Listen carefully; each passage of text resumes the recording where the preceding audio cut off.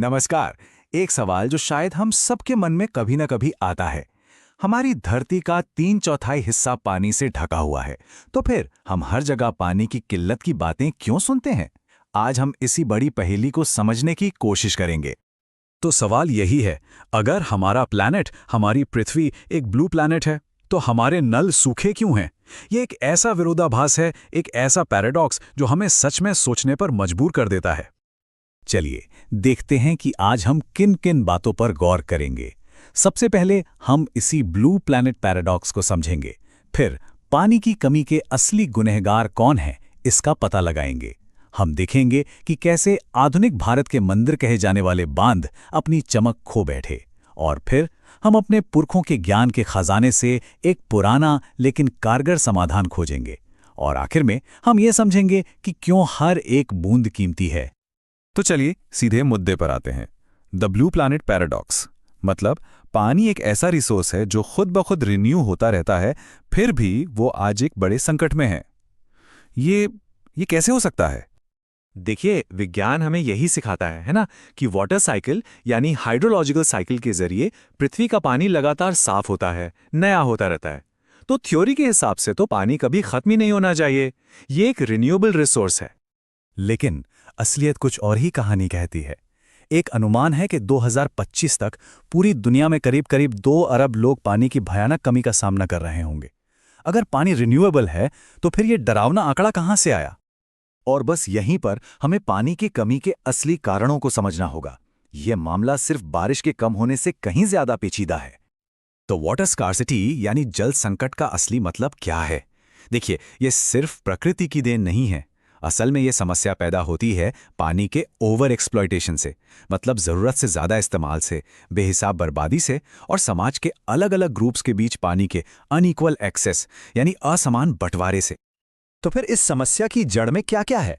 हमारी तेजी से बढ़ती आबादी, खेती के लिए पानी की लगातार बढ़ती मांग, तेजी से फैलते शहर और इंडस्ट्रीज जो पानी को सोख रहे हैं, और जो थोड़ा बहुत साफ पानी बचता है उसे भी हम पोल्यूशन से खराब कर रहे हैं।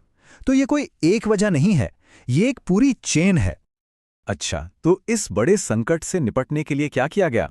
आजादी के बाद एक बहुत ही भव्य, एक ग्रैंड विजन सामने रखा गया, जिसे नाम दिया गया आधुनिक भारत के मंदिर।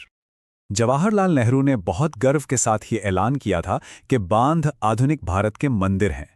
ये एक लाइन उस दौर की उम्मीद और उस राष्ट्रीय महत्वाकांक्षा को दिखाती है जो इन बड़े बड़े मल्टीपर्पस प्रोजेक्ट्स में लगाई गई थी। और उम्मीदें भी क्यों ना होती? जरा सोचिए, एक ही प्रोजेक्ट से खेतों के लिए सिंचाई का पानी मिले, शहरों को चलाने के लिए बिजली बने, घरों और इंडस्ट्रीज को पानी मिले, और तो बाढ़ से भी सुरक्षा मिल जाए। बांधों से यही सब उम्मीद थी, एक तरह का जादुई हल जो भारत की पानी से जुड़ी हर समस्या को खत्म कर देगा। लेकिन कहानी में एक बड़ा ट्विस्ट आया। ये जो भव्य समाधान था, ये अपने साथ कुछ ऐसे नतीजे भी लेकर आया जिनके बारे में शायद सोचा नहीं गया था।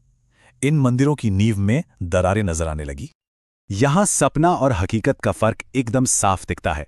वादा किया गया था तरक्की का, सिंचाई का, बाढ़ पर काबू पाने का, लेकिन हकीकत में मिला क्या? लाखों लोगों का विस्थापन, हमारे इकोसिस्टम को भारी नुकसान, नदियों का बढ़ जाना और मिट्टी का खारा हो जाना। और सबसे बड़ी विडंबना तो देखिए, जिन बांधों को बाढ़ को कंट्रोल करने के लिए बनाया गया था, वो खुद ही जलाशयों में बहुत ज्यादा गाद जमा होने की वजह से बाढ़ का कारण बनने लगे। मतलब जो रक्षक था वही भक्षक बन गया। तो क्या कोई और रास्ता नहीं है? बिल्कुल है। और ये कोई नया आइडिया नहीं है, बल्कि एक बहुत ही पुराना, परखा हुआ और टिकाऊ विकल्प है। हमें बस अपने पारंपरिक ज्ञान को फिर से जिंदा करना है। भारत में पानी को सहेजने का, वाटर हार्वेस्टिंग का इतिहास हजारों साल पुराना है। सोचिए, पहली सदी ईसा पूर्व में इलाहाबाद के पास कितने सोफिस्टिकेटेड सिस्टम थे। चंद्रगुप्त मौर्य के जमाने में बड़े बड़े बांध और झीलें बनाई गईं। 11वीं सदी में भोपाल की झील, जो उस वक्त की सबसे बड़ी आर्टिफिशियल झीलों में से एक थी।